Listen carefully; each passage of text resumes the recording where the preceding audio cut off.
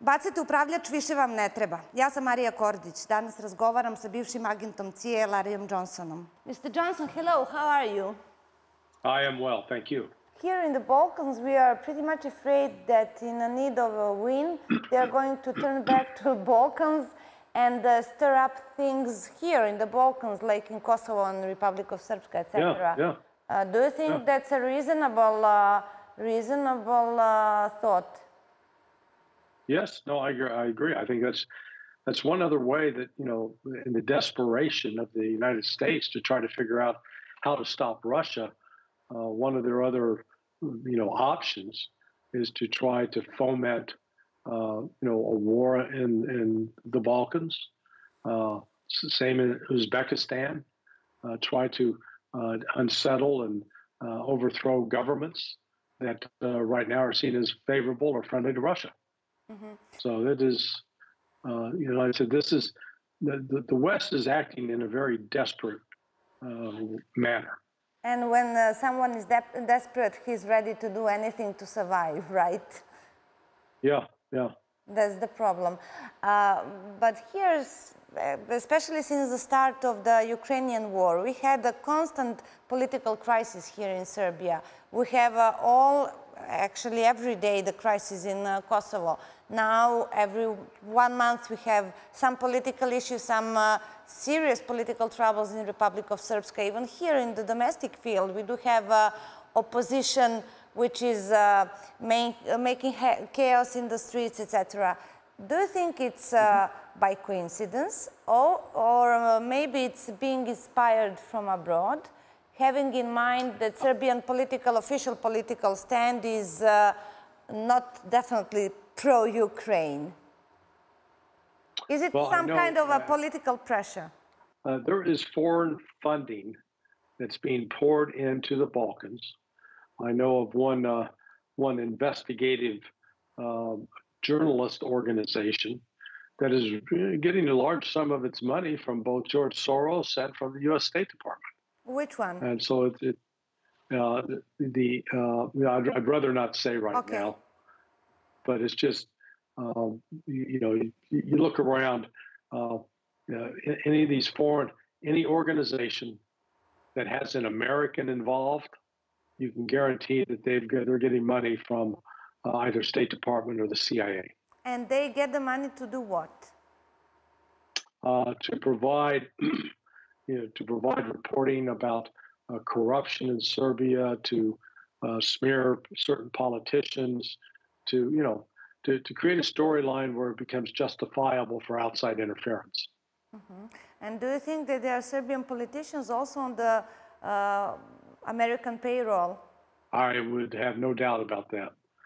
It was just, you know, that's part of what the CIA does. You look for people that have vulnerabilities, that have needs, and that are willing can be recruited. And financial issues are always a major incentive. Actually, we do remember the 2000 revolution, the overthrow of Slobodan Milošević, and CIA, that's no longer a secret, had its task and its hands in that event, right? Right. So you think that if US is at one point thinking that they don't really like this government here in Belgrade, that they will try to overthrow it as they do for so many years around the world? Yeah. I mean, the United States has been actively involved. You know, that's what was so funny in 2016, or the irony of it, complaining about Russian interference in America's sacred election, when the United States has been interfering regularly in foreign elections and foreign politics since, 1947, regularly and extensively around the world. And one of the ways is you pour money into opposition political parties, and you provide support with, political consultants, etc. So yeah, it's just the hypocrisy on it is great. How did you end up being employed in CIA? Was it like a job opening that you applied to, or you were recommended let me hear just a little bit about you now. Yeah, no, I came back. I'd been living in Argentina supervising a building project during hyperinflation. I came back to the United States in January of '85 and needed a job. So I applied and was fortunate to have a recommendation from a member of Congress, and they hired me. And that was it took about, the process started in March, and it took 3 to 4 months to get through it. So what was it like at the beginning, like that first year? What actually did you do then? First year was a lot of fun. I was part of what they called the career trainee program. And so by virtue of being in the career trainee program, we were introduced to all aspects of the CIA. The admin portion, the science and technology portion, the Directorate of Operations at the time, as it was called, and then the Directorate of Intelligence. So we got to, we spent 12 weeks at doing paramilitary training. And then we had a chance to go and do brief 8-week internships in different offices. So I worked on both the Afghan task force, that was back when the Soviets were in Afghanistan, and then I worked on what was called the Central American Task Force, where the battle was raging in Central America against the Sandinistas and the FMLN guerrillas in Salvador. What skills did you get during the training process? Nothing in particular. It was more knowledge as opposed to training for particular skills. At the conclusion of that year, I went through what was called the new analyst course, and we were introduced to what we were supposed to be doing as analysts. And I found that course very helpful because it presented you both with sort of how you needed to approach the questions of providing analysis. But analysis is also a form. It's an art form. You either know how to do it or you don't. It's not a matter of just following instructions. And afterwards, what was your assignment? What was your task in the CIA? Yeah, then I was the Honduran analyst and worked in that position for 2.5 years, and then I was named the regional analyst for Central America. It was a senior position. Was there something that you crossed by that surprised you during that period that you didn't know before entering CIA? Well, I think the biggest surprise was you enter thinking, oh boy, we're gonna see all the deep, dark secrets, and then you realize, a lot of material that we were told was highly classified was actually being published on the front pages of the Washington Post and the New York Times. Purposely or not purposely published? Well, purposely, definitely purposely. I mean, usually it was issues where there was a debate and there was a disagreement. So those disagreements were always aired in public over the newspapers. So I came to understand that intelligence, a lot of times the secrecy is designed more to keep the voters, the American citizens, in the dark, as opposed to keeping foreigners in the dark. And now when you read the newspapers, especially on Ukraine and China crisis, etc., do you find from time to time those CIA news articles? Well, no. What I'm seeing today is something I've really never seen it this bad. The level of deception and lies, misinformation, the inability to correctly and accurately tell the history of why we're in this position. The American mentality is this. The Americans believe that we are superior to other countries, that we're more law-abiding, we're more free, we have greater respect for human rights. So we really believe that. And we would say that, in fact, I just read this as a party platform for a new party that's called No Labels. They claim that the world is better off with America in the lead as opposed to Russia or China. Now think about that. if you go back over the last 30 years, the only country that's been waging war around the globe and killing literally millions of foreign citizens is the United States. It's not Russia. It's not China. Candidly, over the last 30 years, the world would be better off if the United States had not been, quote, leading the way. Because in my view, the United States has been guilty of a lot of chaos and death and destruction. And yet the perception in the world is completely different. Well, now it starts to change, but until now, Russia was all around the world the bad guy. Yeah, and think about that. Name me one country that Russia invaded. That now people say, well, Georgia. Well, Georgia attacked Russia, number one. Georgia's on Russia's border, so there's, naturally you're going to have concerns about countries on, every country does that. The United States has made it an art form. I mean, we invaded the Dominican Republic back in the 1960s. Then we went back into Haiti during Bill Clinton. We went into Panama. So, spare me all the hypocrisy about Russia. And then the Russia invasion in Ukraine was provoked, in my view. Provoked by the whom? West. By the West, by NATO. The West. Yeah, yeah, because the West had spent the previous, since 2014, since the Maidan, building up the armed forces of Ukraine, turning it into really the second largest army in NATO in terms of number of troops. And the capabilities that they were trying to equip the Ukrainians with were all designed to be used against Russia. And then the buildup of the placement of missile systems, the Aegis missile systems in Poland and Romania by the United States. There's a further threat. Go ahead. Excuse me. Why did you leave the CIA? Were you disappointed, or what was the reason? It boiled down that I was very dissatisfied with the management.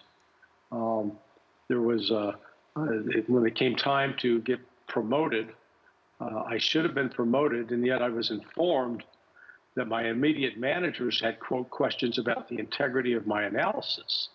So it was my frustration with that kind of incompetent management that I received an offer to go to work in the State Department Office of Counterterrorism, which is what I did, and I'm glad I made the move. So there is a lot of guys that actually switched from CIA to the government bodies, actually, the official government bodies, right? Well, when I was at CIA, I was undercover. My cover, I was identified as a State Department officer. So, the two most popular types of cover is this is all in the media, is either diplomatic or military. The CIA's had a lot of trouble retaining people. They have a pretty high turnover, and they spend a lot of money on training individuals. So it's a very poorly run organization, in my view. But it's spread out into the official channels of the government. Does it mean that they also influence the political decision of U.S. government? Not really. They're more of I describe them.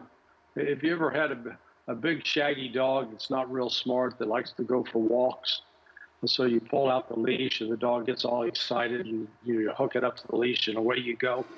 That's the CIA. The CIA is always wanting to be relevant, wanting to be listened to, but it's not steering the boat. It's along for the ride. It will provide. It will implement a president's policy. That's the bottom line. But who is actually steering the boat now in the U.S.? It's more than obvious it's not Biden, because from time to time he doesn't even know where he is, right? So who is calling the shots? Yeah, nobody knows. That's the concern. I mean, it's certainly not Bill. Bill Burns is the head of the CIA now. He's not calling the shots. Avril Haines is the director of national intelligence. She's not calling the shots. You have Anthony Blinken as the Secretary of State, Victoria Nuland as the Deputy Secretary. It's sort of a mystery of who's really pulling the strings here. Some have speculated that it's still Barack Obama. Yeah, how about that? So what's the story about Obama and his influence in DC right now? Yeah, he's still very much, I think, a presence and a power there. You know, he was a failed president. After eight years of Obama, Americans were ready for Donald Trump, and the Democrats still can't reconcile themselves to that fact that they were, you know, Barack Obama. Yeah, he could speak well, but he was not, you know, he was not wildly popular, despite the media's efforts to portray him as such. But it looks like he is still involved through. But also the Clintons. Can't underestimate the Clintons because of the people like Jake Sullivan, longtime Clinton aide. He's the national security advisor. Clinton's relationship with Victoria Nuland is well established. So there's, you know, there are people behind the scenes that would appear. Joe Biden clearly is not. He's not mentally competent. I read somewhere in U.S. press story, actually a statement from David Garrow, Obama's official biographer, and he mentioned something very interesting. He mentioned those secretive meetings that are being held in Obama's villa. Do you have any insight in what's going on there? No, other than you know the house where Obama lives in D.C. If you go up Massachusetts Avenue to the Islamic Center, and you take a right-hand turn, halfway down the block is the location of Barack's home, and you know, so it's easy to get to from the White House. It's, you know, only a couple of miles away. So it's, you know, it's very possible that he's holding secret conferences, secret meetings with people in order to make sure that his influence, that his fingerprints are all over this administration. Even, you mean with a member of so-called deep state? Yeah, well, you know, the deep state's it's become, you know, perhaps a little overused as a term, but what it refers to is there's an established bureaucracy.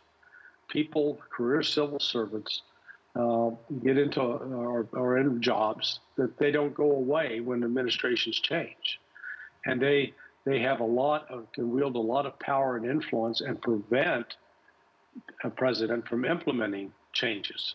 And so that it is that the other element to it is these government civil servants oftentimes are dispensers of money to military and intelligence contractors, and so that when that money goes out the door, then those contractors end up contributing money to politicians.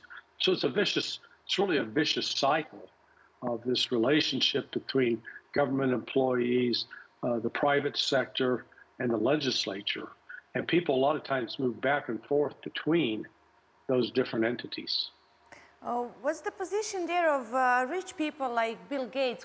Oh yeah, well, you know, there's the expression in English about money talks, and the you know, members of Congress in particular, it has become, once you're elected, the day after you're elected, you start raising money.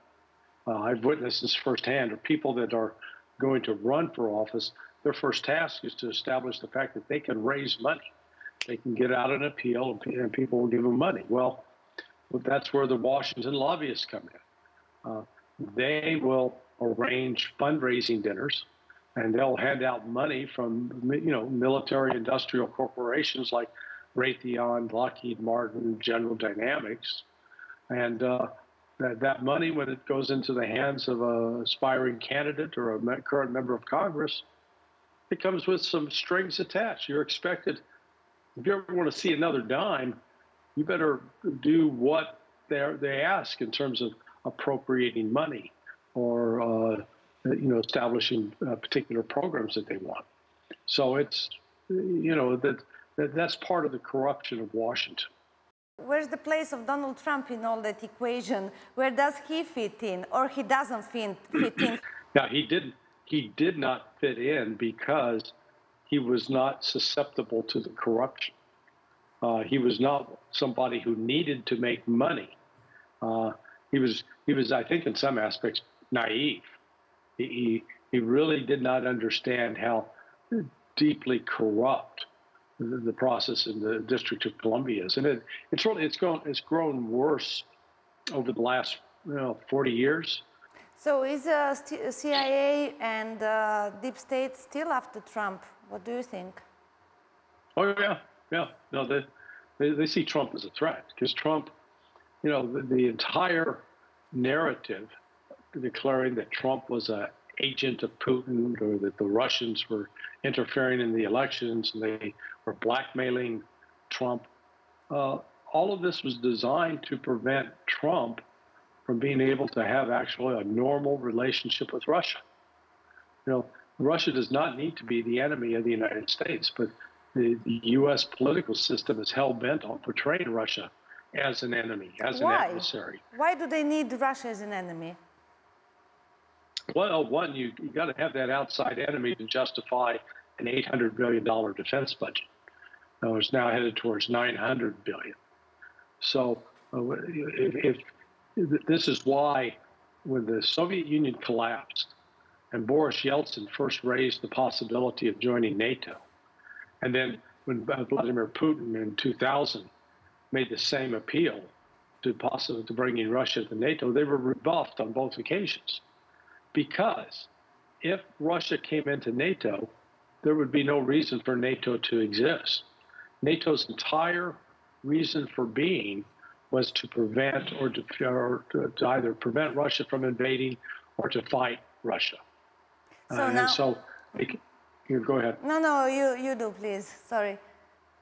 No, I was just saying, so now we're in a situation that NATO has deliberately provoked this conflict with Russia because the intent was they genuinely believed that Ukraine could defeat Russia, that Russia is a fragile military and there's a fragile political state, that Putin would be deposed, and that basically the West could carve Russia up into small parts and exploit it and run away with its natural resources and minerals. It's just what I wanted to say. So Ukrainian war is what actually they wanted to, right? Yeah. No, that's one of the reasons, the major reason. There are two reasons for anger at Vladimir Putin. One is his crackdown on the oligarchs in 2001, disrupted economic relationships with the oligarchs in the West, who intended to profit off of the Russian natural wealth, the oil, the gas, the uranium, the nickel, the gold, other rare earth minerals. So there was, great anger at Putin over that.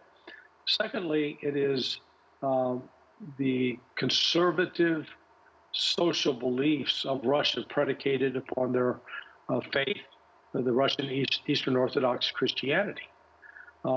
Their anti-homosexual stand, their refusal to embrace what the West calls this LGBTQ agenda. There's genuine anger at the Russians over that. So I think it's a combination of those two factors that have made Russia a target of the West.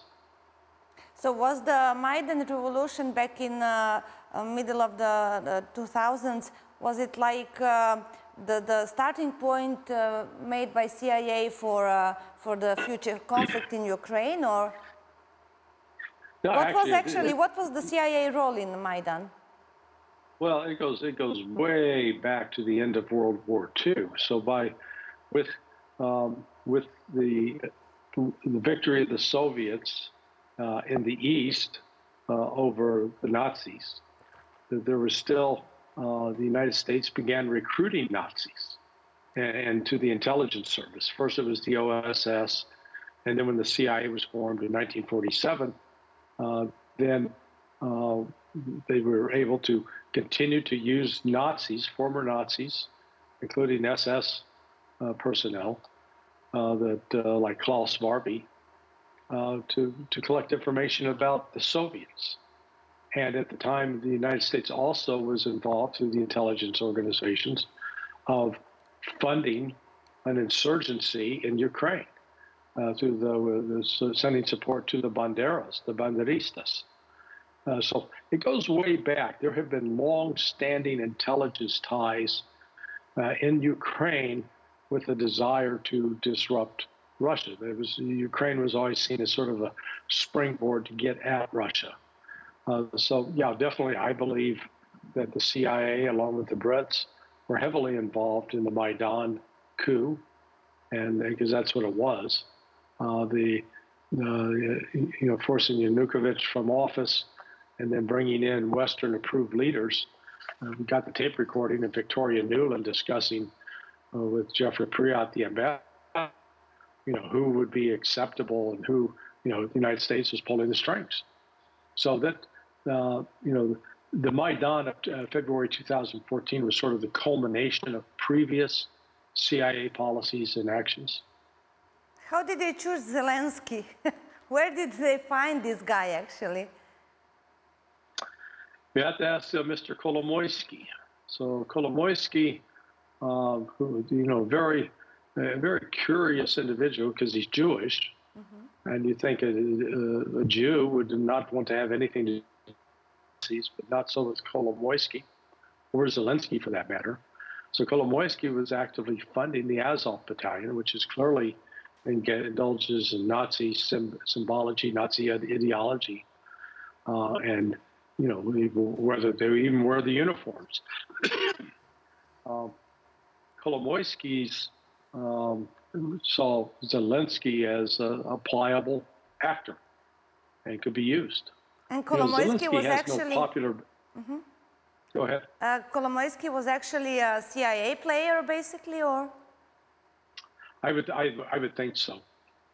He has all. At least the agency would have tried to have a relationship with someone like him. Yes. But have you heard that actually he got arrested or indicted? I'm not sure. A few days ago it was. Yeah. So that needs to be looked at as. I think one of the reasons that was done is to make him unavailable. The U.S. House of Representatives is investigating Burisma. Kolomoisky's role was directly involved with Burisma and getting Hunter Biden onto the board of Burisma. So I think arresting, detaining, putting Kolomoisky under this kind of investigation is a way to prevent him from coming to the United States or being able to testify under oath before the U.S. Congress. So I think this is just a ploy on the part of Zelensky to basically keep Kolomoisky from providing any evidence that could be used to attack Joe Biden. And keep Biden safe. Yeah. That's the point, yes. But one of the big mysteries nowadays was the Prigozhin's death. What do you think actually happened? Who killed Prigozhin? I'm certain it was not Vladimir Putin. Why? Why are you certain? Well, if Putin was going to kill Prigozhin, he could have killed him the minute Prigozhin walked into his office. If that's what he was going to do.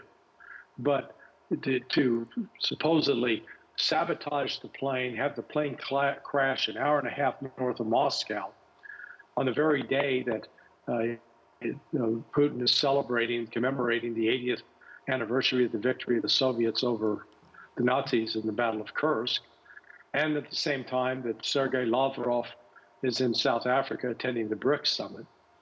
It just, from an image standpoint, it doesn't make sense, because when you have a plane crash in Russia, Russia's police, judicial authorities are going to investigate to figure out what the cause of the crash was.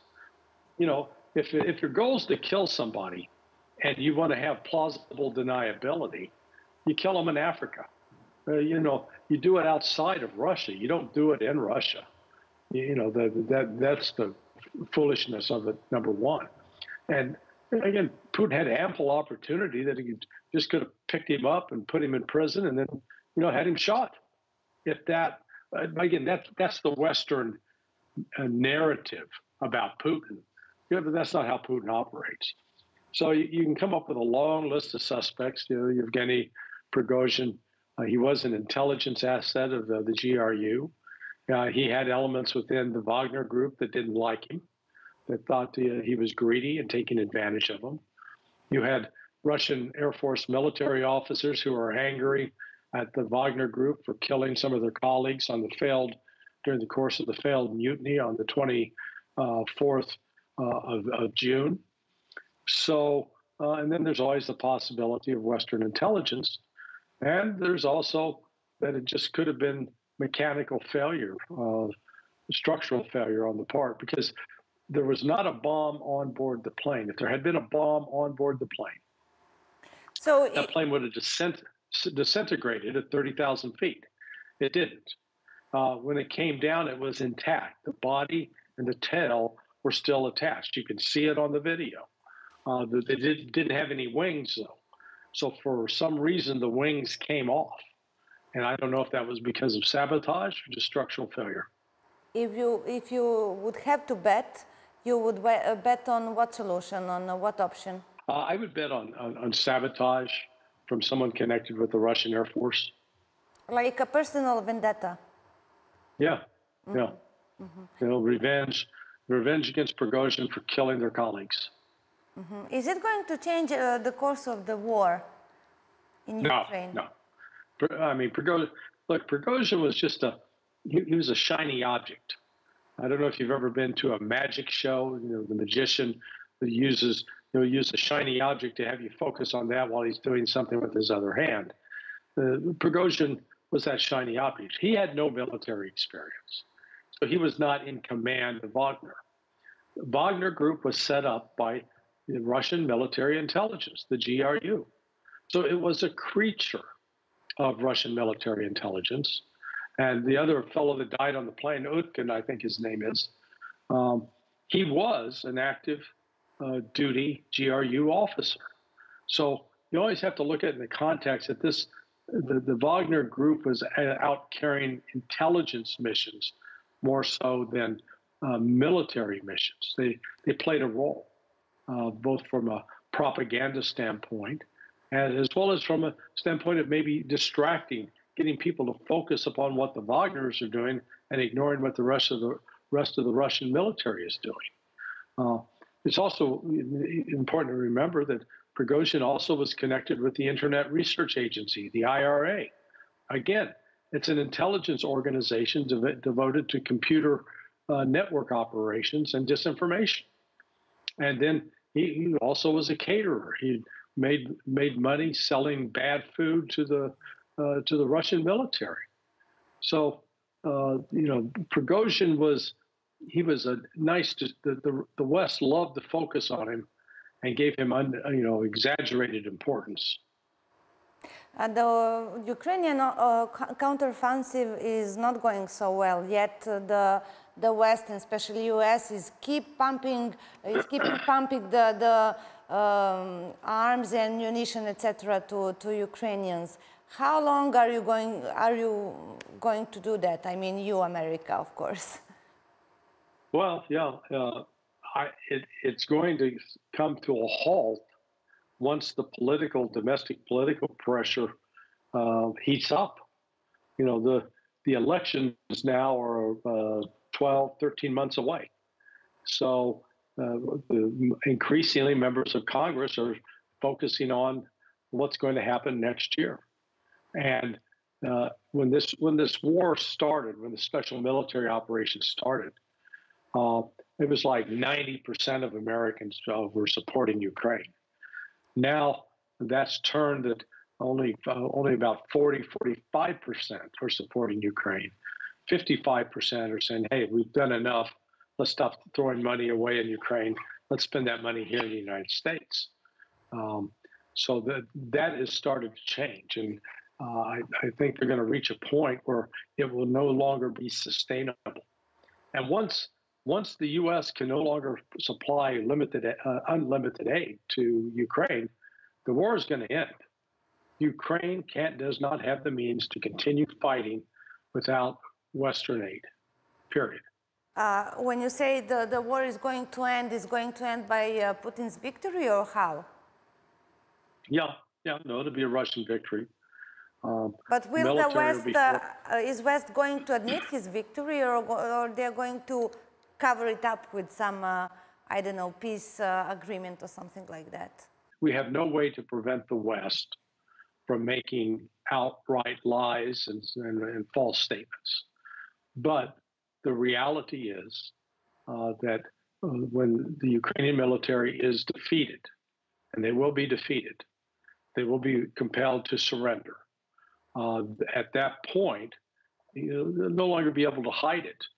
I think there is a growing anti-U.S. sentiment throughout Europe now.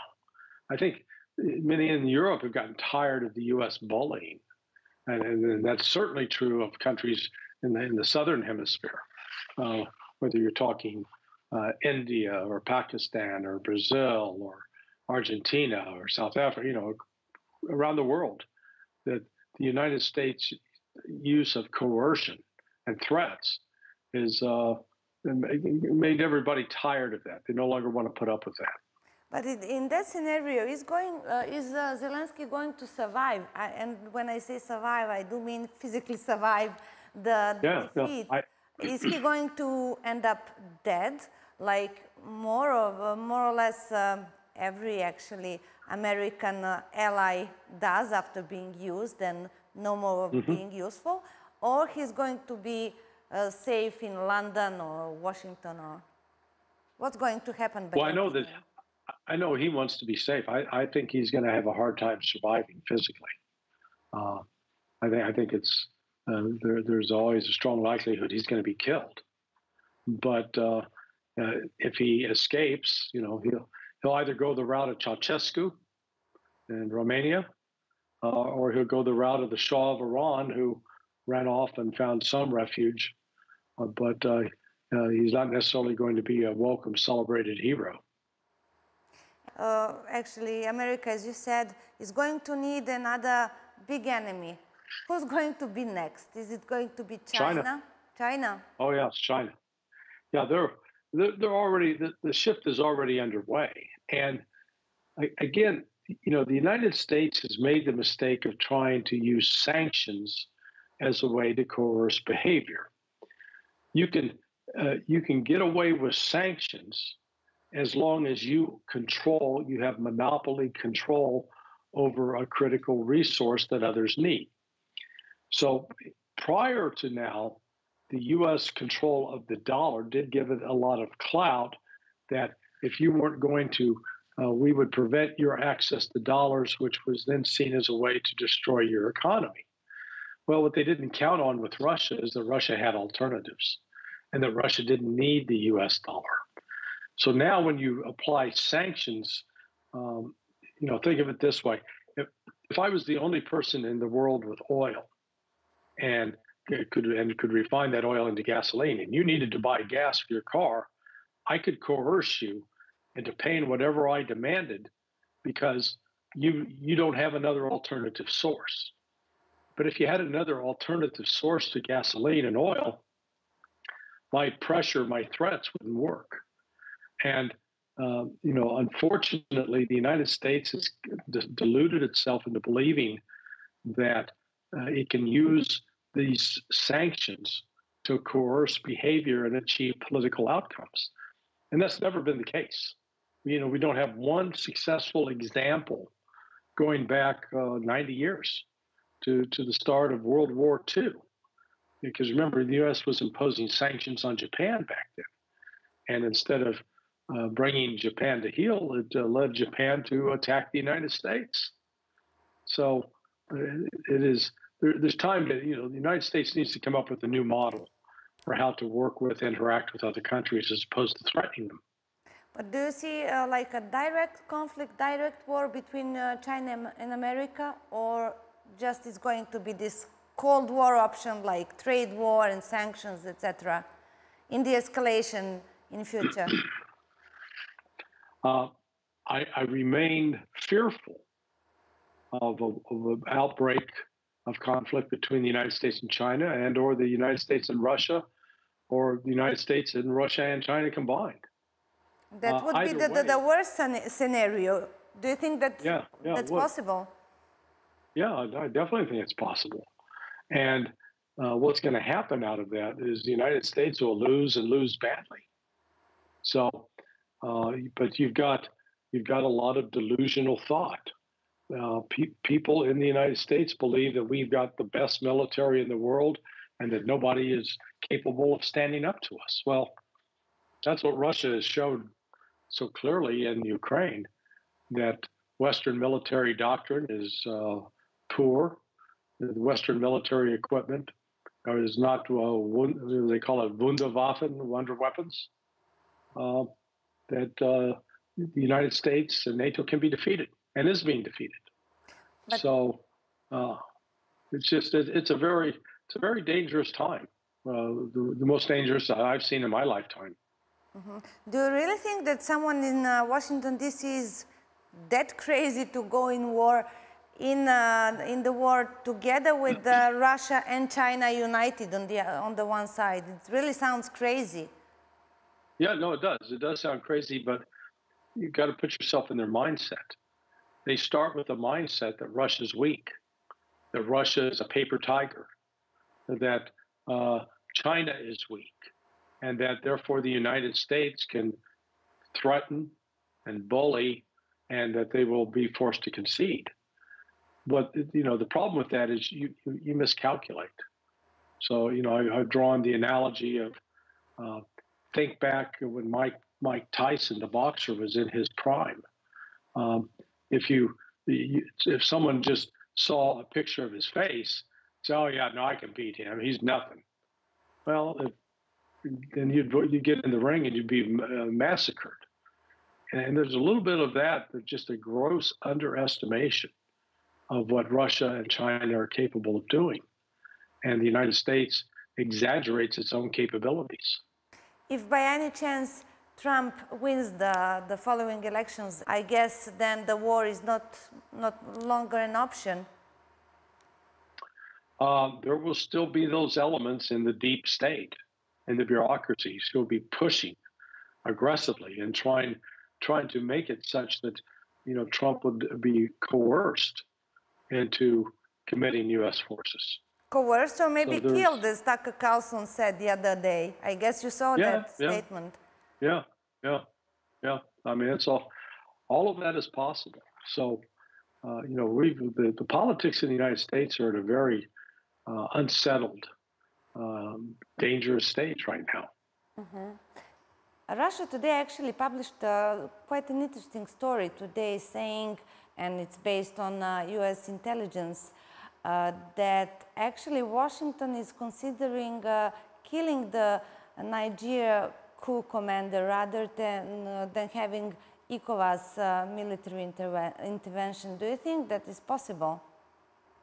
Well, it's always a possibility. I mean, there's, the United States, its ability to carry out assassinations, I think, has been exaggerated. And I'm not saying that there were not plans or intentions. There certainly were, but the ability to execute it, to carry it out, was always somewhat chaotic and incompetent. Remember, they actively tried to kill Fidel Castro, and he lived well into his 80s. They never succeeded. And I have seen one video where, back in like 63, 64, they asked him if he was wearing a bulletproof vest, unbuttons his shirt, shows his bare chest. "Oh, no, I don't need a vest." So, he was rather nonchalant, even though he had been targeted by the CIA, and they tried to use the mafia to go after him as well. So, the CIA, unfortunately, in these areas, it's not the CIA on its own, though. That's the important part to understand. They are executing a policy that's established by the political leadership that controls the White House. You have yourself mentioned the killing, actually the attempt to kill President Castro. Of course, you are familiar with the DARPA agency. Do you think it's possible that they have made this kind of new advanced way of assassination. For example, with the Hugo Chavez case, that's been said that there were many rumors that actually he was infected by cancer. Yeah, I'm very skeptical of that. I mean, I have worked with DARPA in the past on some issues. They're always more focused on technology, actual, like escape hoods that could be put on in the midst of, if you're in a building that's suddenly on fire, filled with a lot of gas and smoke, and you don't have time to carry around a big gas mask, an expedient hood that could be put on that could get you out. That was one example. Again, the technological solutions as opposed to medical solutions was, not really. I didn't have any experience with that. I think using that storyline that the CIA killed Chavez, I doubt it. Were they happy to see Chavez die? Sure, but I just doubt that the CIA has that kind of capability and reach. But not even American public is buying the official stories, the official narrative in Washington now. 1 month ago, if I'm not wrong, we had this boating accident. Obama's private chef has died by drowning. That was a big story. Now there are rumors that he had been killed because he had actually prepared some tell-all book or something like that, that he's going to reveal everything he knows about Obama. Well, if he had written a tell-all book, then killing him now when the book's written, you would think that he would have secreted it away or given people additional copies just to protect himself. But there's a lot of information coming out. The allegations about Barack Obama's previous involvement with homosexual activities. Tucker Carlson did an interview with one of the men who claimed that he had a relationship with Barack Obama. And the guy's name is Larry Sinclair, and I thought the interview was quite credible. But people have to draw their own conclusions. But is that fear reasonable, or people are just imagining all those kind of stuff about CIA? Hollywood has done a very good job for the CIA in making people think the CIA is far more powerful and competent than it really is. The CIA can do some very, nefarious things, but it doesn't always mean that the CIA is operating with the best of information or the most sophisticated plan. And it's very much, it's an organization that ends up serving its own bureaucratic interests. That's another mistake I think people make. For example, on the eve of this outbreak of war in Ukraine and the special military operation, you would think someone would have tasked the CIA, for example, to say, tell us if sanctions work, or what would be the best use of sanctions. And any analyst worth their salt would have come back and said, sanctions are a dead end. They don't work. And we can give you example after example after example, whether you're talking Japan in 1939 or Cuba in 1960, 61, Iran, Russia, North Korea, just go down the list. It does not force a change in the behavior of those governments, a change that I guess is acceptable to what the United States wants to see. It does cause these governments to change what they do, but they seek alternatives, and they come up with alternative means of circumventing those sanctions. But that wasn't done. So that's just an example, again, where something that the CIA should have been doing, it didn't do. During your career in CIA, I read somewhere in your biography, actually, that you were saying very often the CIA is exaggerating the role of terrorism threat, especially Muslim terrorism. Yeah, that's true. And one very inconsistent, too, because if you go back and look at during the 1990s, with the fall of the Soviet Union, the intelligence community was really desperately sort of searching for the new enemy, the new threat. And it wasn't until after the attacks of 9/11 that all of a sudden terrorism became the thing to fight. Now, I've been criticized before for an op-ed I wrote in the New York Times in the summer of 2001, talking about exaggerating the threat of terrorism, and I believe it. That, yeah, terrorism is a threat, but compared to the threat of nuclear war, please, they don't even compare. And what we saw happen in Iraq was not so much this development of Islamic terrorism, but it was a domestic insurgency provoked by the U.S. invasion. And then later on, the U.S., through its conduct of how it arrested and treated people, actually created the ISIS movement. And ISIS then became a threat. And lo and behold, in 2012, with the start of, or in 2011, going into 2012, with the start of the Arab Spring, the United States began funding and arming Islamic extremists, the very ones that we said we were fighting against in the war on terror. So there's been no consistency.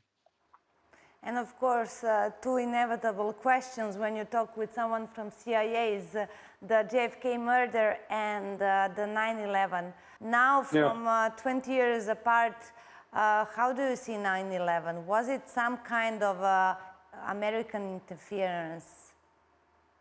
No, I think it was a massive intelligence failure. They had the information.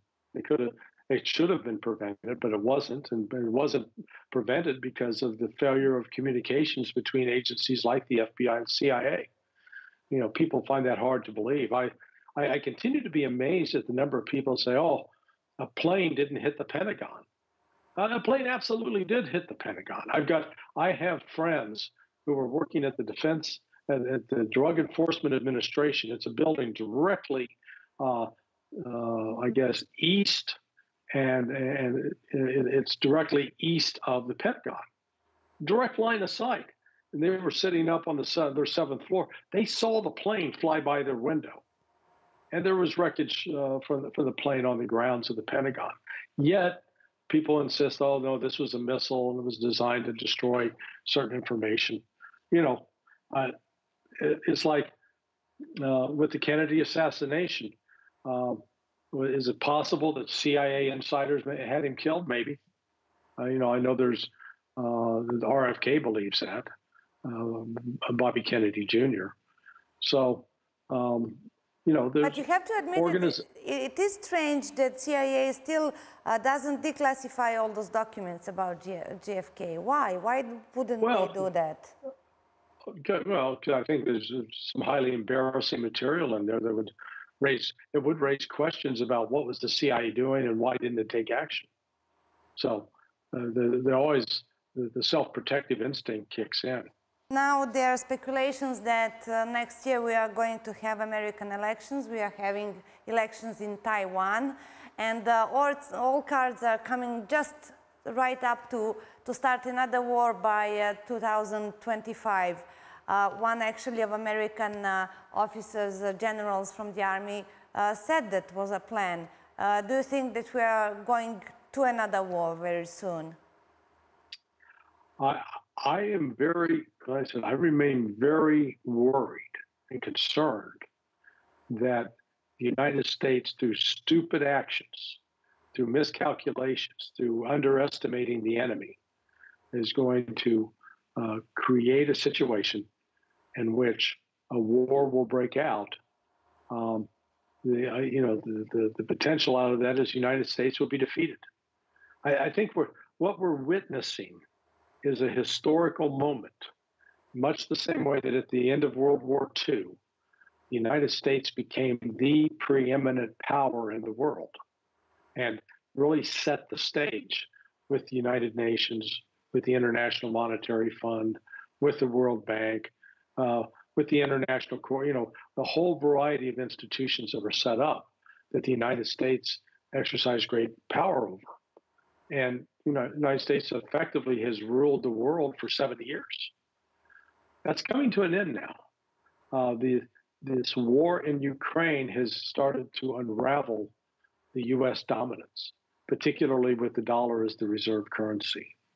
So in those sorts of situations, a country can act very desperately. And that's why I fear the United States could do something crazy that could provoke a war. And, war is always unpredictable, but I would anticipate that the U.S. expectation that it would win and win easily would turn out to be a false hope. Mr. Johnson, thank you very much for this interview and thank you for your time. I hope to talk to you soon again. Thank you, Maria. Anytime. It was enjoyable. Thank you. Thank you. Bye.